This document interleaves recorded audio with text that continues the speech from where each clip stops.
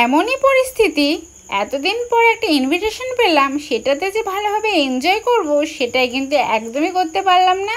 না কোনো ভিডিও তুলেছি, না সেরকমভাবে একটু সাজগোজ করেছি, কারণ যা প্রচণ্ড গরম পড়েছে। আর বাইরে তো বৃষ্টির কোনো অভাব নেই আমাদের এখানে। তো ওখানে গিয়ে কিন্তু ভিডিওর জায়গায় একটু ফটো টটো একটু তুলে নিলাম সবার সাথে। আর আজকে ছিল ম্যামের বিয়ে, মানে মামামের ফার্স্ট ম্যাম পড়াতে আসতো, সেই ম্যামের বিয়ে ছিল।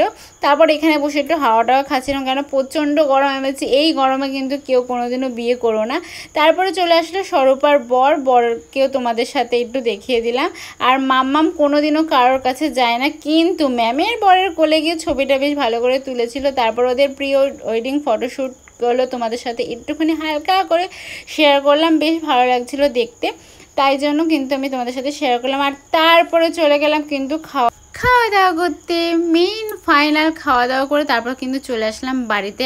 আর আমি এটা কি খাচ্ছি বলো তো, আর আমার সত্যি বলতে কি এটা খুব ফেভারিট, খুব